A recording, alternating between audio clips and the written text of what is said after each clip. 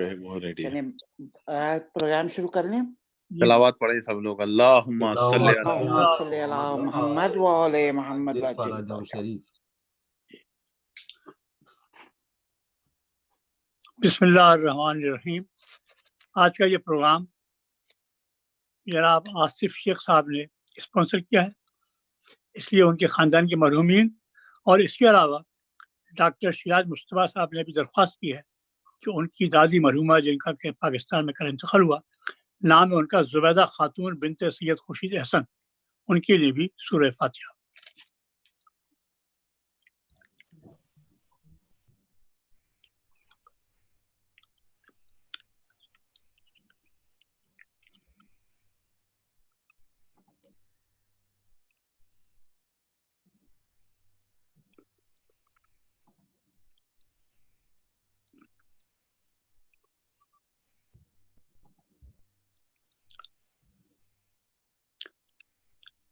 اب میں علی ہادی وکیل سے درخواست کروں گا کہ وہ تلاوت کلام پاک کا شرف حاصل کرے. علی ہادی وکیل. السلام علیکم. وعلیکم السلام.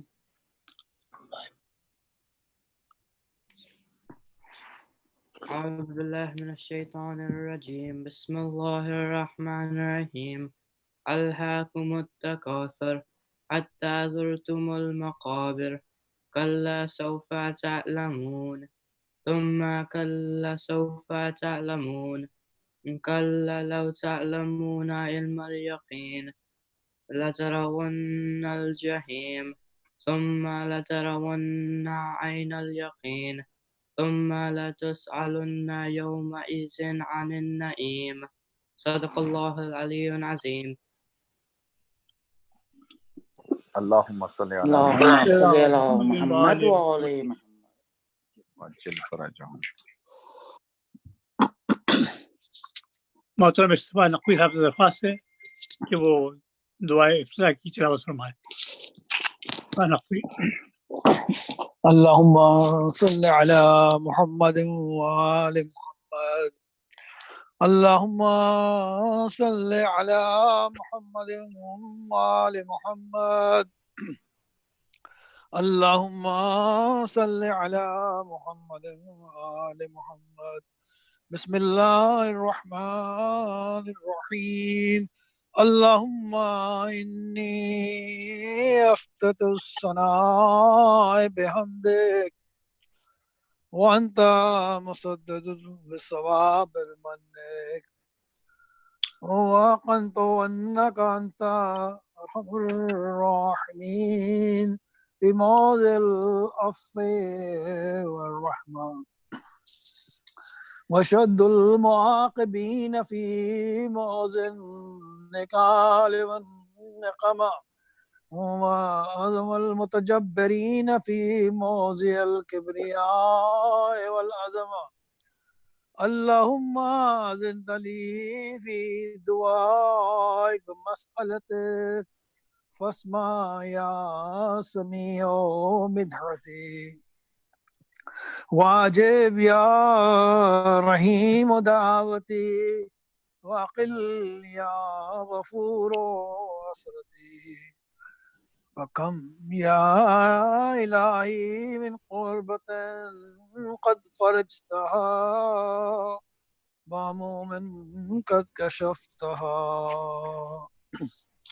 واسرت قد اقلتها ورحمت قد نشرتها وحلقت بلاء قد فققتها. الحمد للہ الذی لم يتخذ صاحبة ولا ولدا ولم يكن له شريك في الملك ولم يكن له ولي من الذل وكبره تكبيرا. الحمد للہ بجميع محامده كلها على جميع نعمه كلها. الحمد لله الذي لا مضاد له في ملكه ولا منازع له في أمره. الحمد لله الذي لا شريك له في خلقه ولا شبيه له في عظمته. الحمد لله فاشي بالخلق أمره وحمده. الظاهر بالكرم مجده.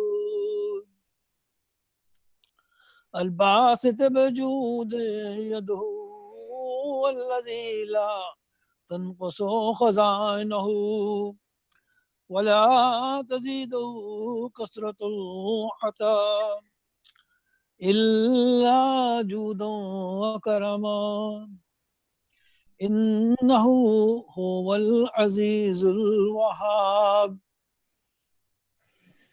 اللهم إني أسألك قليلا من كثير ما حاجة بي عليه عظيما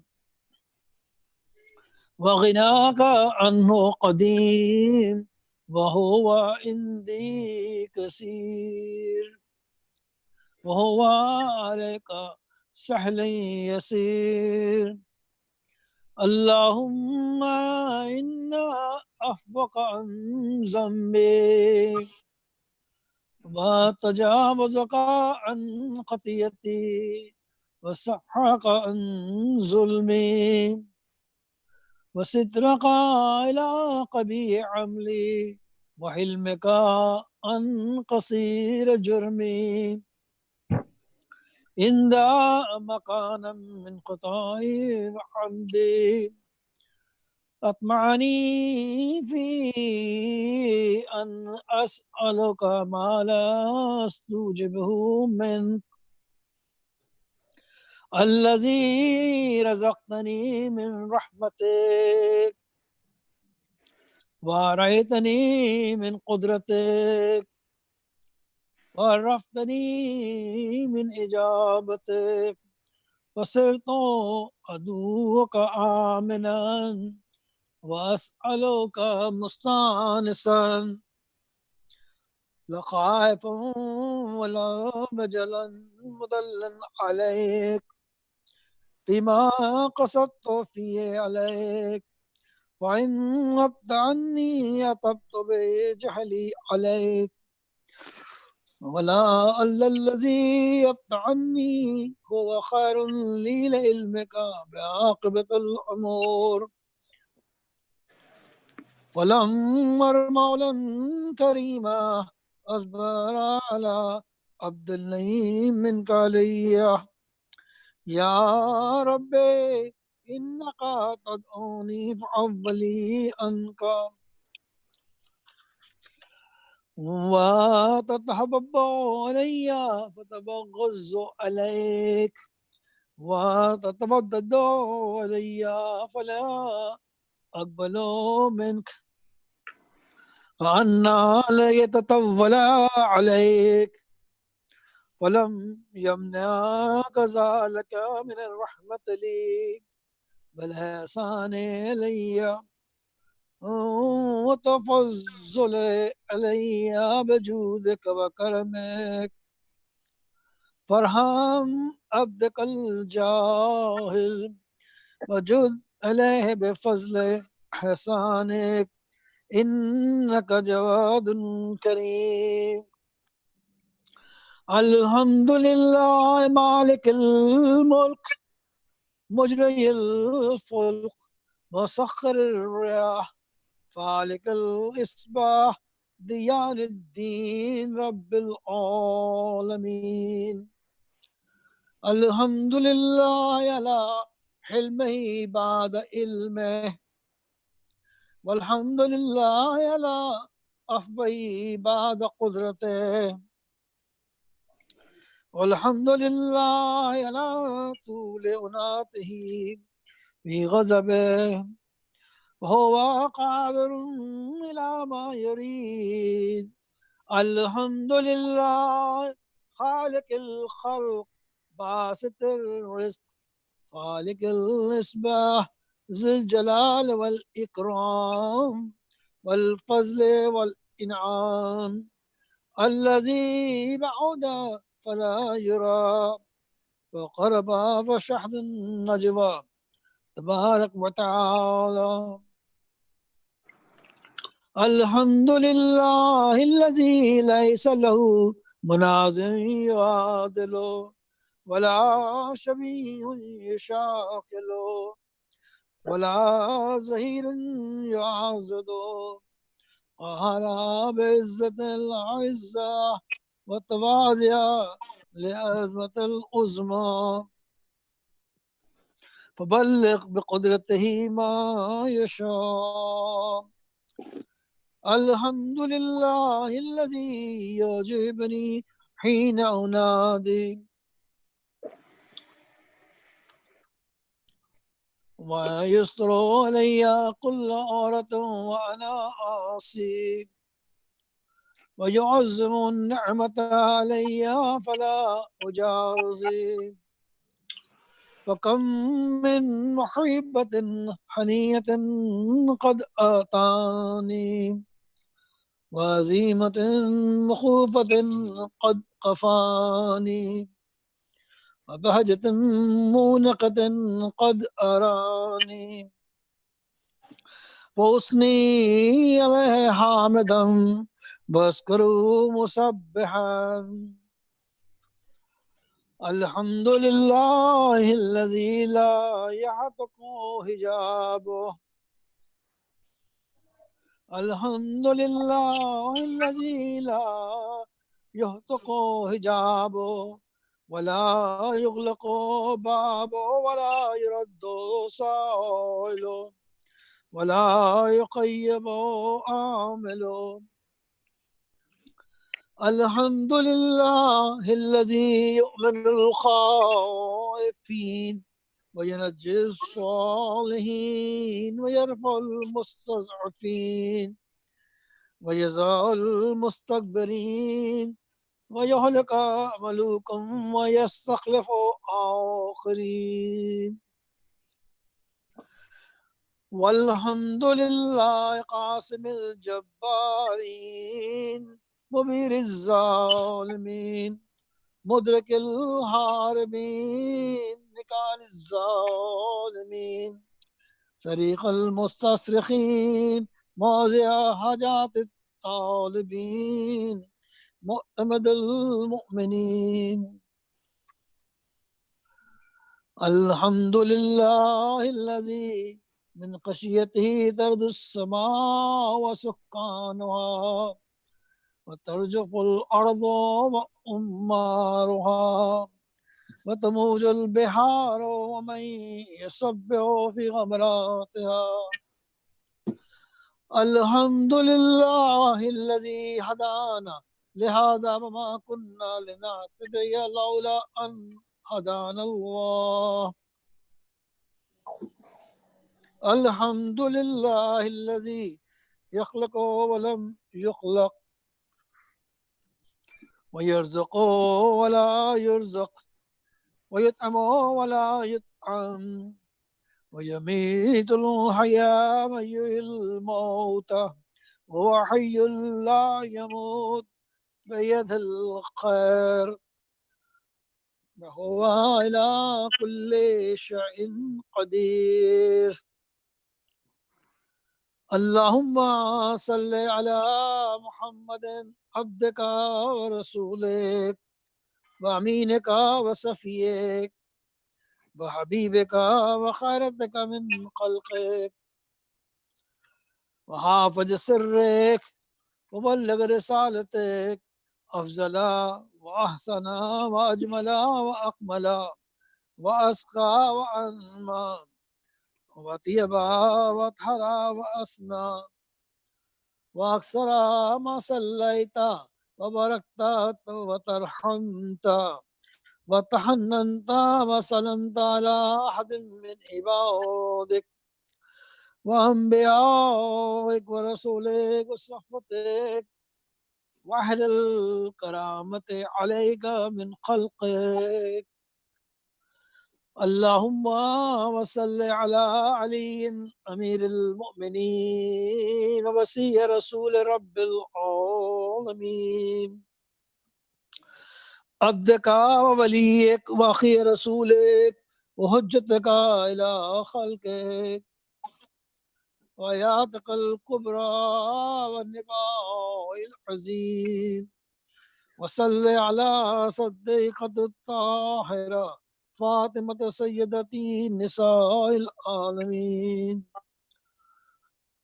وصل على سبط الرحمة وإمام الهدى الحسن والحسين سيدا شباب أهل الجنة وصل على أئمة المسلمين علي بن الحسين ومحمد بن علي وجعفر بن محمد وموسى بن جعفر وعلي بن موسى ومحمد بن علي وعلي بن محمد والحسن بن علي والخلف الهادي والمهدي هججك إلى عبادك وأمنائك في بلادك صلوات قصيرة دائمة اللهم وصل على ولي أمرك القائم المعمل والعدل المنتظر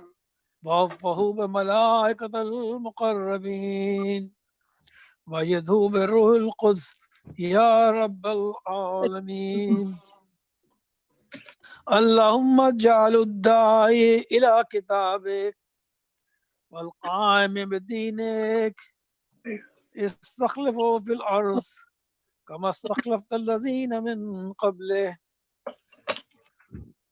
مكن له دين الذي ارتضيته له أبدل من بعد خوفه أمنا يعبدك لا يشرك بك شيئا اللهم أعزه وعزز به وانصره وانتصر به وانصر نصرا عزيزا وافتح له فتحا يسيرا وجل له من لدنك سلطانا نصيرا اللهم أزر به دينك وسنة نبيك حتى لا يستخفي بشيء من الحق مخافة لأحد من الخلق اللهم إنا نرغب عليك في دولة كريمة تعز بها الإسلام وأهلا وتذل به النفاق وأهلا وتجعلنا فيها من الداعة إلى طاعتك والقادة إلى سبيلك وترزقنا بها كرامة الدنيا والآخرة اللهم ما عرفتنا من الحق فحملنا وما قصرنا عنه فبلغنا اللهم المن به شعاصنا واشعب به صدعنا وارتق به فكنا وقصر به كلتنا وعزز به ذلتنا واغن به عائلنا واغز به عن مغربنا واجبر به فقرنا وسد به خلتنا ويسر به يسرنا وبيز به وجوهنا وفق به يسرنا وأنج به طلبتنا وانجز به مواعيدنا واستجب به دعوتنا وآتنا به سولنا وبلغنا به من الدنيا والآخرة أعمالنا وآتنا به فوق رغبتنا يا خير المسؤولين وأوسع المعطين اشف به صدورنا وذب به غيظ قلوبنا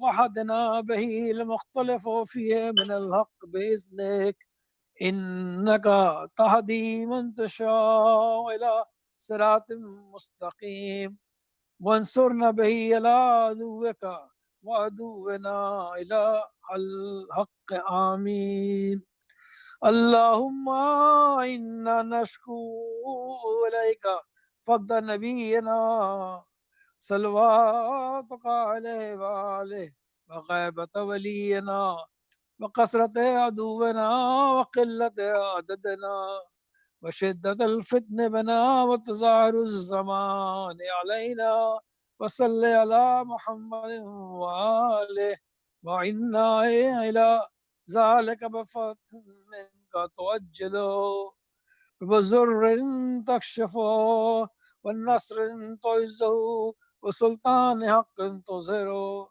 ورحمة منك تجللناها وعافية منك تلبسنا برحمتك يا أرحم الراحمين اللهم صل على محمد وعلى محمد محمد. بسم الله الرحمن الرحيم يا علي يا عظيم يا غفور يا رحيم أنت الرب العظيم الذي ليس كمثله شيء وهو السميع البصير وهذا شهر عظمته وكرمته وشرفته وفضلته على الشحور وهو شهر الذي فرست صيامه إلي وهو شهر رمضان الذي أنزلت فيه القرآن هدى للناس وبينات من الهدى والفرقان وجعلت فيه ليلة القدر وجعلت خير من ألف شهر ويا ذا المن ولا يمن عليك من علي بفقاق رغبتي من بانو النار في من تمنوا عليه وادخل الجنة برحمتك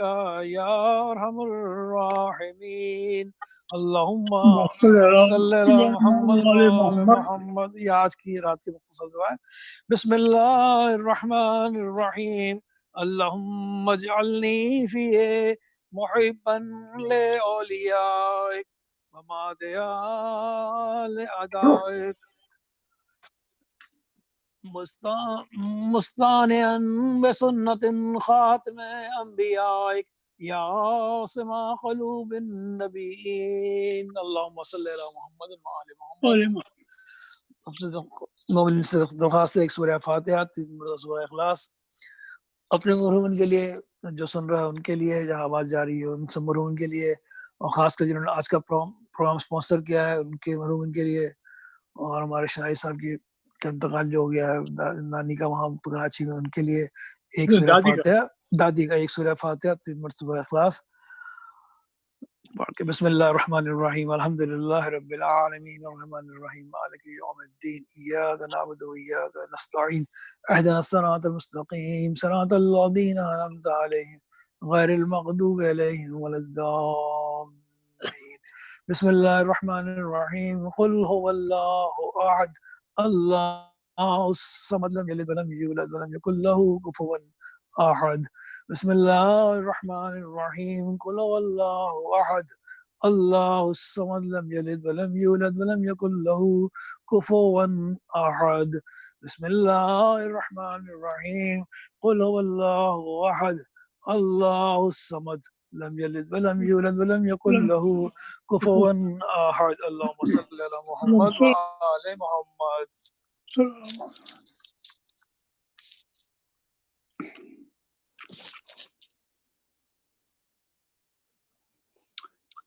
اب میں زین حسین سے درخواست کروں گا کہ وہ سلام پیش کریں. زین حسین. باری دیگر نعرے صلوات. اللہم صلی علی محمد وآل محمد وآل محمد. مشام حق میں گئی تھی جس دم علی کے دل کی دعا کی خوشبو پلٹ کے آئی تو ساتھ لائی، علی کے گھر بار وفا کی خوشبو، چمن امامت کا جھومتا ہے، ہر ایک گل اس کو چومتا ہے پھول بنی کا ایسا کہ جس میں ہے سیدہ کی خوشبو،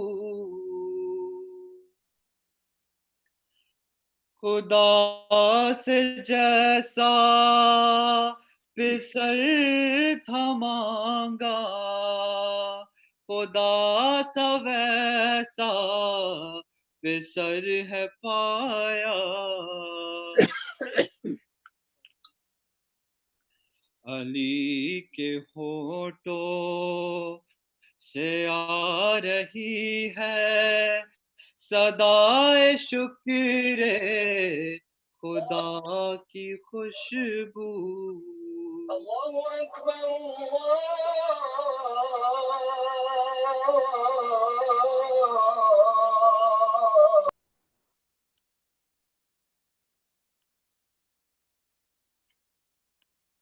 اور حسین کی ماں رفت میں ہم نے خدا کا سجدہ ادا کیا ہے، حسین کی ماں رفت میں ہم نے خدا کا سجدہ ادا کیا ہے، ثبوت میں ہے نشان سجدہ، ہے اس میں خاک شفا کی خوشبو، ہے اس میں خاک شفا، رسول میرا پھر گئے جب خدا سے دوری تھی دو کما کی، رسول میرا پھر گئے جب خدا سے دوری تھی دو کما کی، قریب خدا کے نبی نے پائی نصیریوں کے خدا کی خوشبو، خدا سے جیسا پسر تھا مانگا، خدا سے ویسا پسر ہے پایا، علی کے ہونٹوں سے آ رہی ہے صدائے شکر خدا کی خوشبو،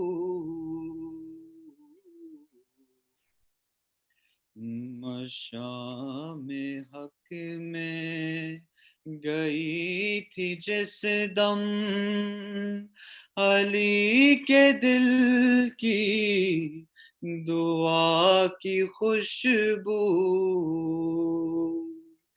پلٹ کے آئی تو ساتھ لائی علی کے گھر بار وفا کی خوشبو،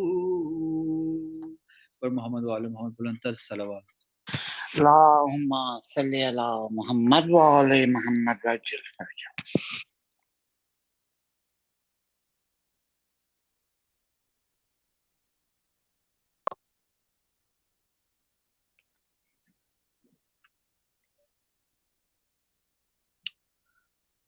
حجت الاسلام مولانا مسلم مہدی قبلہ سے التماس ہے کہ آج کے پروگرام سے خطاب فرمائیں. اللهم صل على محمد وآل محمد وعجل فرجهم. أعوذ بالله من الشيطان الرجيم. بسم الله الرحمن الرحيم. الحمد لله رب العالمين. الحمد لله مالك الملك مجري الفلك مسخر الرياح فالق الإصباح ديان الدين رب العالمين. الحمد لله الذي لم يتخذ ولدا ولم يكن له شريك في الملك ولم يكن له ولي من الذل وكبره تكبيرا. ثم الصلاة والسلام والتحية والإكرام على النبي الأمي المكي المدني سيدنا ومولانا ومولى الثقلين بالقاسم محمد اللهم صل وعلى آل بيته الطيبين الطاهرين المعصومين المظلومين الغر الميامين الذين أذهب الله عنهم الرجس وطهرهم تطهيرا. اللهم صل على ولعنة الدائمة على أعدائهم من حين عداوتهم إلى قيام يوم الدين. أما بعد فقد قال الله الحكيم في كتابه الكريم وقوله الحق بسم الله الرحمن الرحيم. قد أفلح المؤمنون الذين هم في صلاتهم خاشعون والذين هم عن اللغو معرضون والذين هم للزكاة فاعلون والذين هم لفروجهم حافظون.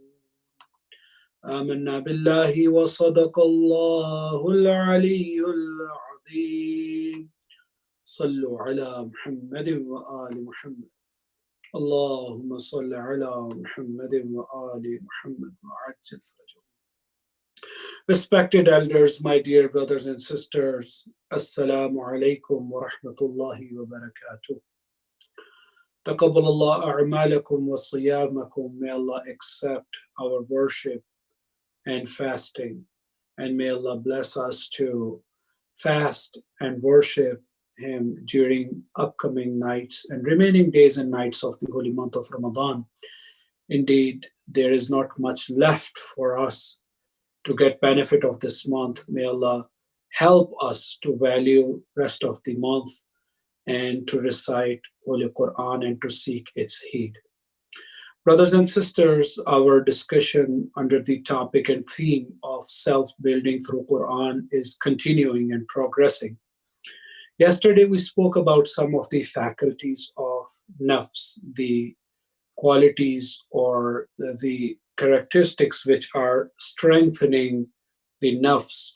So we reached to the point where we mentioned two of those four qualities, and we said if a human being is capable of balancing in between these qualities, that human being will be able to build himself. So we also, since our major focus is on Quran, and as you are aware that our theme requires that whatever we say in terms of purification, in terms of building ourselves, it should be coming from the verses of Holy Quran. So yesterday we talked about two of the faculties. The first one was the power of intellect, or quwwatul aqliya. And the second one was al-quwwatul ghadabiyya, the power of anger. So we analyzed both of these powers in a very brief manner. Tonight, I'm going to analyze two other powers or two other characteristics of the soul or nafs. So these two other are also referred as two of the very important faculties for human beings. So for nafs of human being. Therefore, when we look at the verses of Quran, one is referred as safeguarding the chastity, or in other words, some of the Quranic verses are talking about in a very explicit way of safeguarding the private parts, or some other verses are talking about the chastity in a general sense. So all these verses, as I have recited the verses from chapter 23, Surah Al-Mu'minun, Allah subhanahu wa ta'ala says, قَدْ أَفْلَحَ الْمُؤْمِنُونَ الَّذِينَ هُمْ فِي صَلَاتِهِمْ خَاشِعُونَ. Certainly the faithful have attained salvation, those who are humble in their prayers. وَالَّذِينَ هُمْ عَنِ اللَّغْوِ مُعْرِضُونَ, and avoid vain talk. وَالَّذِينَ هُمْ لِلزَّكَاةِ فَاعِلُونَ, and they carry out the duty of zakat. وَالَّذِينَ هُمْ لِفُرُوجِهِمْ حَافِظُونَ, that these are the believers who safeguard their private parts.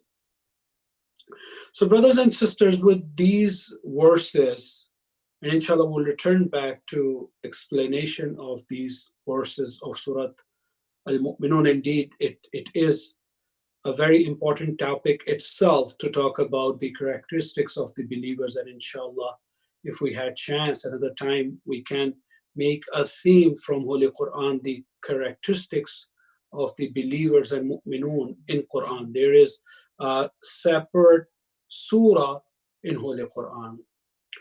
Therefore, inshallah, we will discuss about the rest of the qualities later. However, this verse number 5 is connected to that third faculty or third power of the nafs. What is that? That is al-quwwatu shahawiyya, the power of chastity, the power, in other words, the power of ash-shahwa can be translated as, sometimes it is translated as the desire to opposite sex, or sometimes sexual desire, sometimes it is translated as lust. So whatever meaning you take, that is one of the quwa of the nafs of human being, that human being has tendency in which that human being is attracted towards. So one of the examples is towards the opposite gender, for instance, or human being has a desire for relationship, having relationship, sexual relationship, for instance. So all these tendencies are falling under the category of al-quwwat al-shahawiyya. So as we said in previous two quwwat, or two characteristics, if a human being is keeping a balance and using that quwwa or that power in the way of Allah subhanahu wa ta'ala, then this person has safeguarded and protected his soul and has built his soul. Therefore, it is very important, especially since, alhamdulillah, a lot of youth is among the listeners. It is very much relevant to our youth, especially in this day and age where we see, unfortunately, in our society, indecency is becoming a norm. We see the relationships outside wedlock are occurring by many people these days, and it is not understood as an evil no more to have the relationship outside the wedlock, or relationship of the category which are not permissible by the teachings of Islam, no matter those relationships are with within the opposite genders, or all other kinds of relationship which Islam has forbidden us to have. Therefore, when we talk about the verse of Holy Quran, Surah Al-Mu'minun, we have to be mindful that Allah subhanahu wa ta'ala is asking believers to safeguard their private parts. That reflects a very important teaching of Quran, that not only it applies to cover your private parts, but it also applies towards the greater theme of the chastity, how we should guard our desire. Because many of the times we need to understand that many of the times the guna, or the act of sin, which is considered sin, according to the teachings of Islam, and us being the followers of Ahlul Bayt especially, we have another added responsibility in terms of relationship.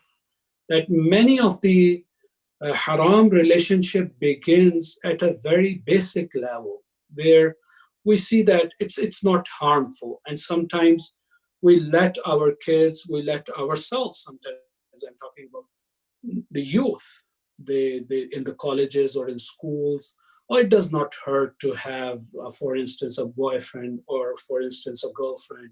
So I know my boundaries. I'm just talking, or I'm just having chat, or I'm just having exchange of photographs or whatever. However, we have to be mindful that this is the beginning, and then satanic temptations and satanic whispering becomes stronger and stronger, and it leads us towards the haram relationship. Therefore, Islam has put a very strong barrier against this kind of sin by telling us that be mindful in the very beginning. You should have a boundary which you should not cross in terms of having a relationship. And when we talk about the chastity, when we talk about the protection of our private parts and ourselves, it begins with decency and chastity. Therefore, there are certain teachings in Holy Quran. Many of the times we come across this argument that, for instance, hijab is not mentioned explicitly in Holy Quran. Or, for instance, many of the sisters, they would come up with this question that why we need to cover ourselves, and men, they don't need to. So I would like to draw your attentions towards the verses which are talking about the chastity, and then implementation and application is done through, first of all, through a hadith of Ahlul Bayt, which are the interpretation of the Quranic verses, and then based on our own intellect and what we understand from the society and the evil, how it spreads. So we need to employ our intellectuality as well, which was the very first quwa, or very first quality of the nafs, very first power of the nafs. So the verses of Surah An-Nur, which are very famous, I would like to quote a couple of verses from that surah, the verses 31 and the verse 30. So first of all, just to let you know that many times when it is misunderstood that Quran just talks about the hijab or the covering or the chastity of women, Quran does not speak anything about the men. It is completely wrong concept. In fact, if you see the order of the verses which are talking about the chastity, the verses which are talking about the chastity and the implementation of that chastity for men are prior to the verses which are talking about the women. So verse 30 goes like this. Bismillahir Rahmanir Rahim. قُلْ لِلْمُؤْمِنِينَ يَغُضُّوا مِنْ أَبْصَارِهِمْ وَيَحْفَظُوا فُرُوجَهُمْ ذَلِكَ أَزْكَى لَهُمْ إِنَّ اللَّهَ خَبِيرٌ بِمَا يَصْنَعُونَ.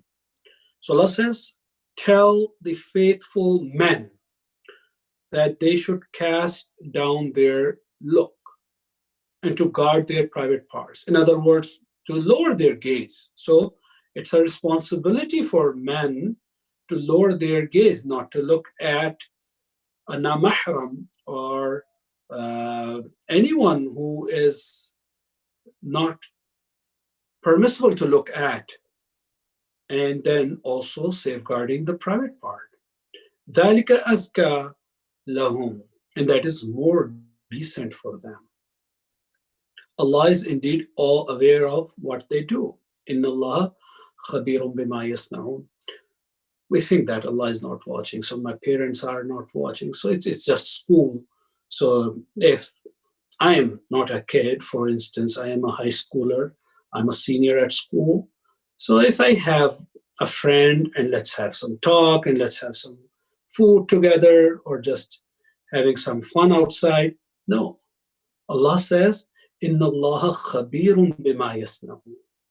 Perhaps not many are aware, perhaps not even you are aware, but Allah is well aware of what is happening.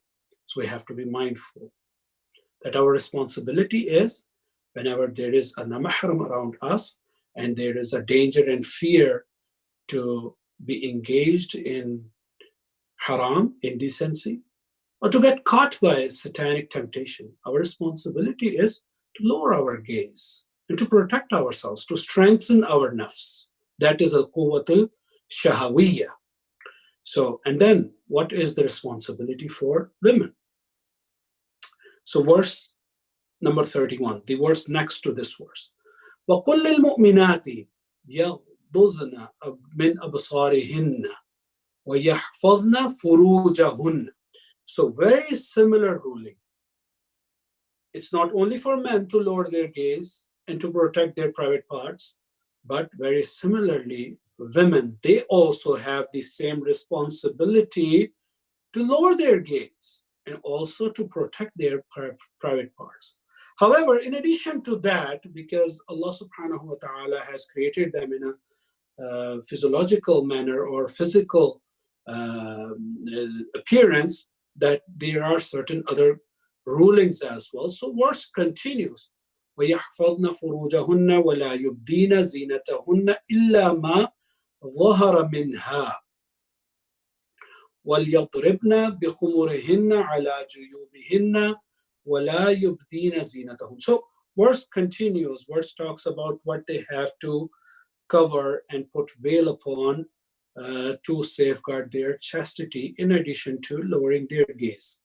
So returning back to that third power of nafs, which is al-quwwatu shahawiyya, that power of desire, that power of lust, or that power of attraction, we have to control that. And we see throughout the history, many of the sins are happening due to not controlling this animalistic desire.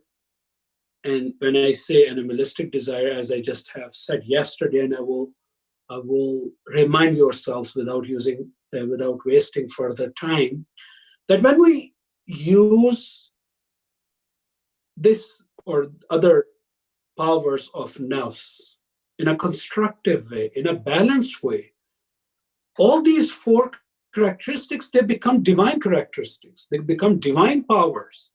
For instance, that same power of desire help us to reproduce.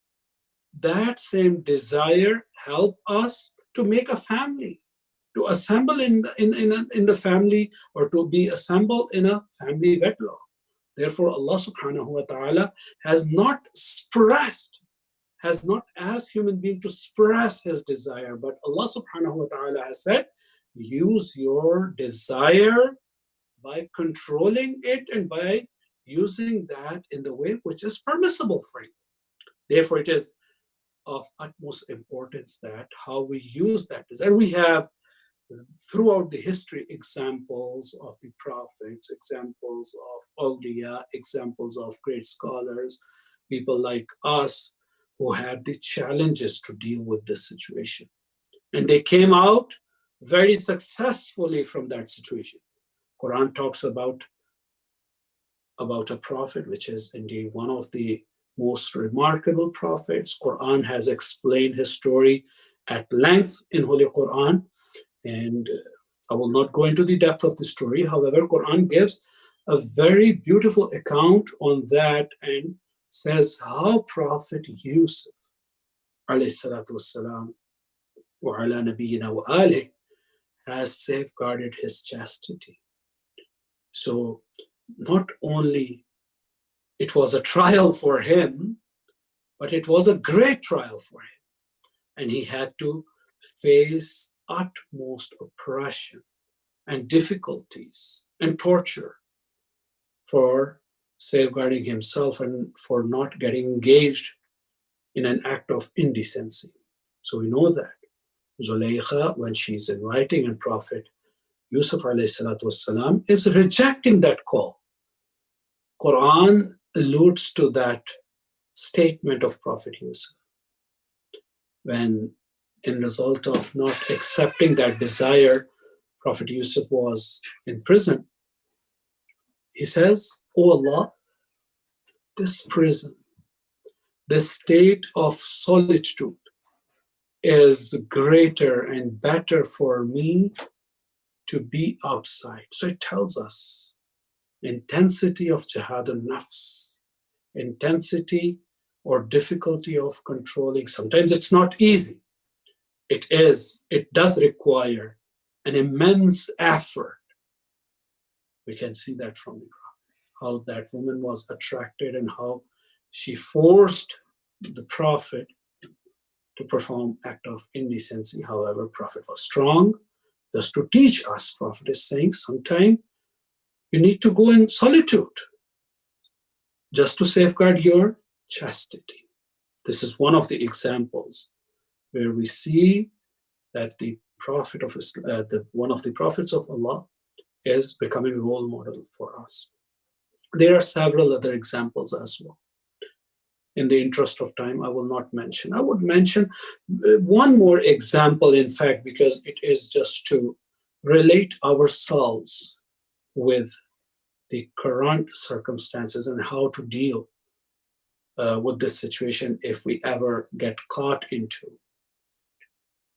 Many of the times when the time comes that power of desire overcomes us and we become forgetful of divine command, we have to make ourselves stronger by either remembering the torment or the punishment which is ahead of us, or by reminding us of that great reward which is ahead of us. So there are a plethora of verses and the ayat and hadiths which are talking about the reward. People who are safeguarding themselves here in this world, what kind of wonderful reward they will have in hereafter in terms of relationship and the desires.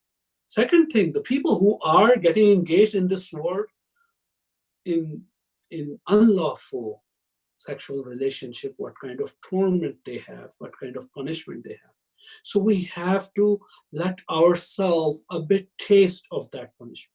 So that reminds me and a story from a contemporary scholar, as well as it is mentioned from the history as well, that there was a man and he used to live outskirts, for instance. So I'm just mixing both of the stories and giving you the whole idea what happened and how one of the strategies can be applied to ourselves when there is a strong attack on us by shaitan to get engaged in an act of indecency. So this person used to live outskirts of the city, and somehow there was a caravan, and for some reason the caravan got lost, and there was a very beautiful princess in that caravan who got lost, and night was stormy and night was dark,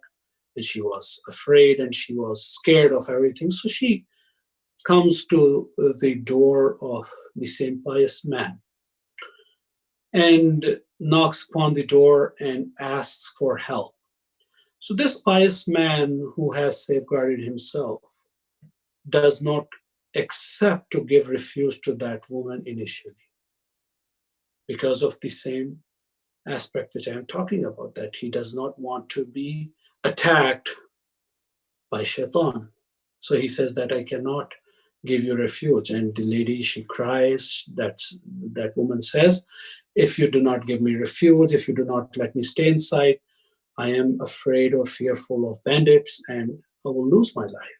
So anyhow, so the refuge was given and this person brings her inside his room.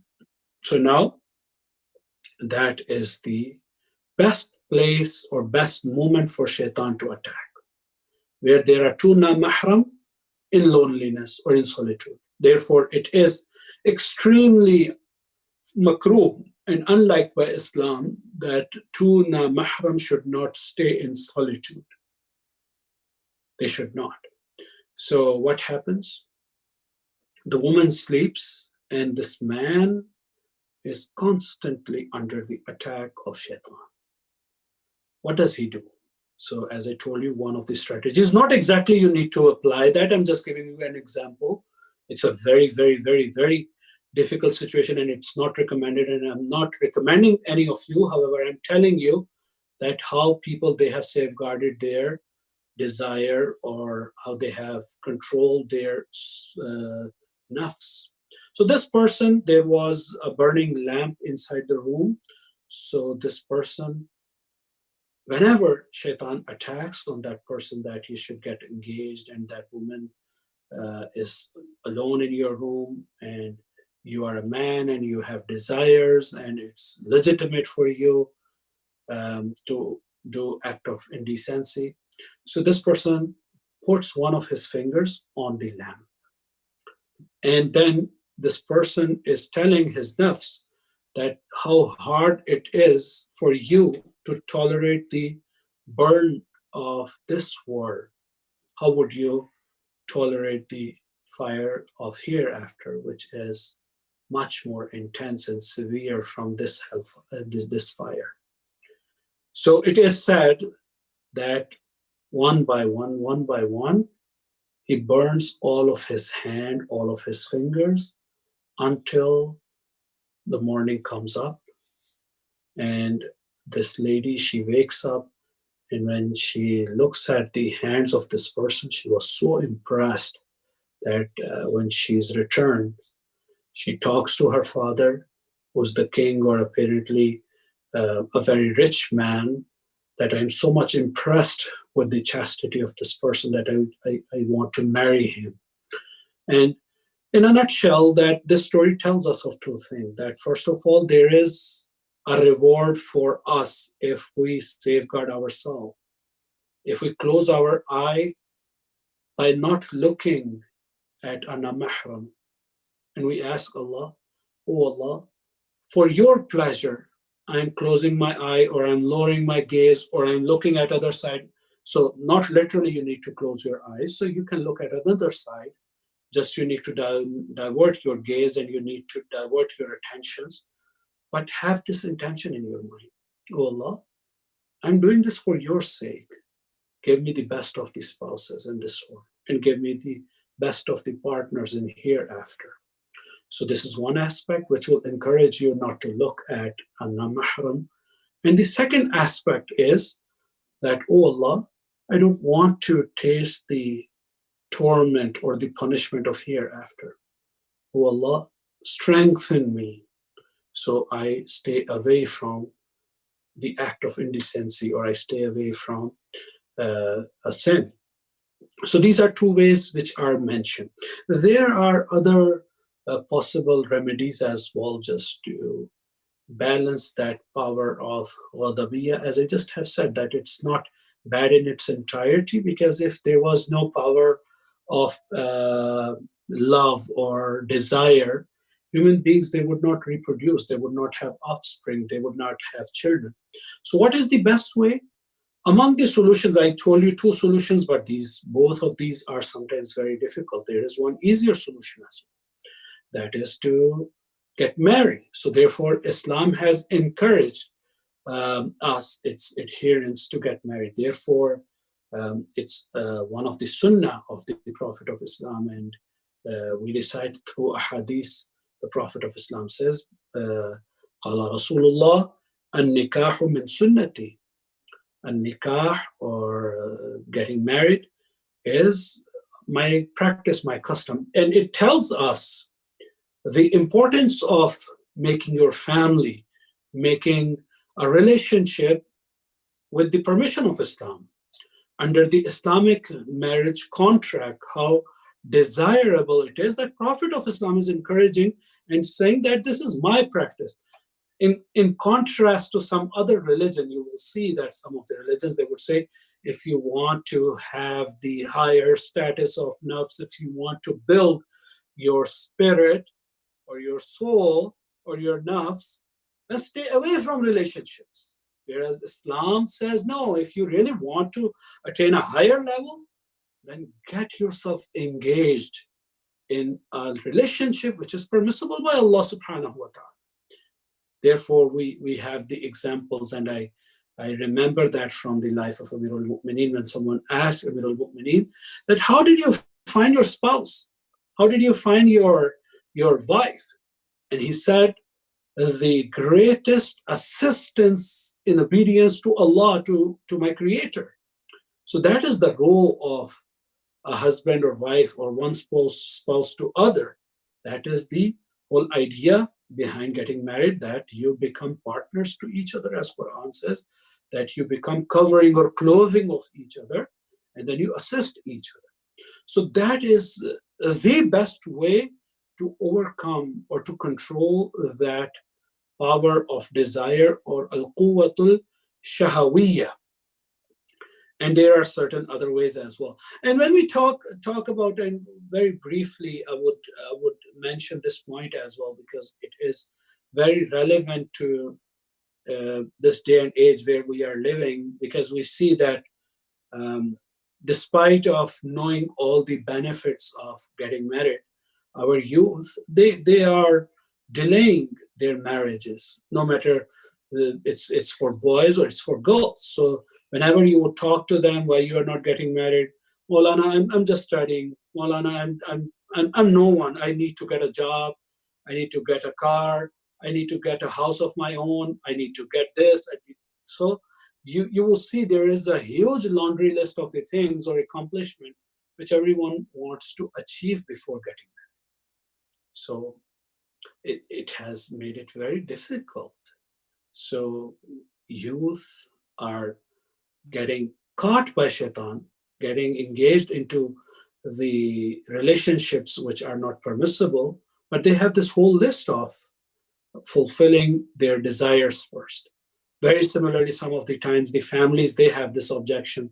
Oh no, you cannot get married in this family because, for instance, they are not from our city, or they are not from our clan, or they are not from, for instance, our family. So there are a lot of hindrances from the society or from the family for kids to get married. So we need to be very cautious, and we need to be very careful. Sometimes there are restrictions by the youth. For instance, this boy is not pretty, this girl is not pretty, I want to marry the prettiest. So this is a big problem which we see in the society. So what is the criteria of Islam regarding a spouse? Because one criteria is based upon our own desires. Other criteria is based upon the religion which we follow. And Ahlul Bayt and the Prophet of Islam are the interpreters of that deen. So we want, for instance, to get married with a girl which is of same caste or clan or family or tribe or the geographical background. What does Islam say about that? For instance, we want to get married with a woman who is the prettiest. What is the teaching of Imams in that regard? we want to get married with a man who is, for instance, a sister's desire is that who is the wealthy and the richest person on the earth. So we have all these criteria in our minds when we look at the hadith of Marsum. They say when you are about to select a spouse, do not look at their wealth, do not look at their position or their social status, and do not look at their apparent beauty, their appearance. Why? Because all these three things are temporary. And if one has all these three things or one of these three things today, they might not have tomorrow. And if someone does not have today, that person might have this tomorrow. So you need to have reliance upon Allah, and you have to look for the qualities which Islam has said to look at. What Islam says, what does Islam say for a youth or for a man or a woman to select a spouse? Islam says, look at the character, look at the piety, look at the traits of that person. We have many of our hadiths where someone is coming and asking Prophet that, how if I want to marry that person? And Prophet says, if you see the character of that person, or Marsum says, if you see the character of that person is good, then go get married. It's Allah's promise to give you wealth. It is Allah's promise to give you honor and dignity. It is Allah's promise to give that beauty as well. Because all those things are temporary. Whatever is remaining is our character and our piety. So these were a few words, and I see that our time went by very quickly, and the fourth power is still remaining. So inshallah, I will summarize this for tonight, that we have to be very careful when we talk about that quality or that power of desire. We have to be very careful. Because this is one of the strongest weapons of shaitan. Therefore, Allah subhanahu wa ta'ala in Surah Al-Mu'minun is talking about among the signs of the believers that you have to safeguard your private parts and your chastity. So that chastity can be protected, first of all, by remembering the rewards which Allah will give us for protecting ourselves, then by remembering that punishment who will be given to those who are unable to protect their chastity and their private parts. And third, by doing some practical solution and getting married and having patience, getting engaged in the worship. Therefore, there are a lot of hadiths which are encouraging us or the youth to get married. Among them, for instance, there is a hadith that whosoever gets married, that person has completed his faith, or that person's worship is having a higher status. Or, for instance, if a single, where there is no hindrance for the single to get married, if that single walks on the face of earth, that earth does not like that walking. So therefore, we have to be mindful of that quality or that power of nafs and the factors to control that power of desire or shahawiyah. I pray to Allah subhanahu wa ta'ala, Allahumma inna nas'aluka wa nad'uka wa nuqsimu alayk bismika al-azim al-azam al-azz al-jall al-akram. Ya Allah, Ya Allah, Ya Allah, Ya Allah, Ya Allah. Ya Rahman, Ya Rahim, Ya muqallib al-qulub, thabbit qulubana ala dinik. बारे इलाहा हमारी इस इबादत को कबूल मंजूर फरमा, इसका अजर कसीर हम सब के नामा अमाल में दर्ज फरमा। बारे इलाहा हमारे मरहूमीन की मग़फ़िरत फरमा, हमारे वालिदैन को सेहत व सलामती अता फरमा। हमारे बारे इलाहा तुझे वास्ता मोहम्मद वाले मोहम्मद का जितने मोमिनीन मोमिनात सामईन में हाज़रीन में है, बारे इलाहा सबकी दिली हाजतों को कबूल मंजूर फरमा। बारे इलाहा जो मरीज़ हैं उनको शिफा अजल कामिल अता फरमा। बारे इलाहा जो बे औलाद हैं उन्हें औलाद अता फरमा, जो तंग दस्त हैं उनको वुसअत रिज़्क़ अता फरमा। بار الہ تجھے واسطہ محمد و آل محمد کا ہمارے مولا و آقا امام زمانہ کے ظہور میں تعجیل فرما، ہمیں ان کے اعوان و انصار میں سے شمار فرما۔ ربنا تقبل منا انك انت السميع العليم، آمین آمین آمین یا رب العالمین برحمتک یا ارحم الراحمین۔ ایک دفعہ سورہ الحمد اور 3 دفعہ سورہ اخلاص کی تلاوت فرما کر آج کے پروگرام کے سپانسرز اپنے اپنے مرحومین، شہداء، صلحاء، علماء یا ان مومنین جن کے لیے کوئی پڑھنے والا نہیں ان کے لیے تلاوت فرما۔ بسم اللہ الرحمن الرحیم، الحمد للہ رب العالمین الرحمن الرحیم مالک یوم الدین، ایاک نعبد و ایاک نستعین، اهدنا الصراط المستقیم صراط الذین انعمت علیہم غیر المغضوب علیہم ولا الضالین۔ بسم اللہ الرحمن الرحیم، قل هو اللہ احد اللہ الصمد لم یلد ولم یولد ولم یکن له کفوا احد۔ بسم اللہ الرحمن الرحیم، قل هو اللہ احد اللہ الصمد لم یلد ولم یولد ولم یکن له کفوا احد۔ بسم اللہ الرحمن اللہ الصمد لم یلد ولم یولد ولم یکن له کفوا احد۔ كذلك الله ربي، سبحان ربك رب العزة عما يصفون وسلام على المرسلين والحمد لله رب العالمين۔ صلوات اللہ۔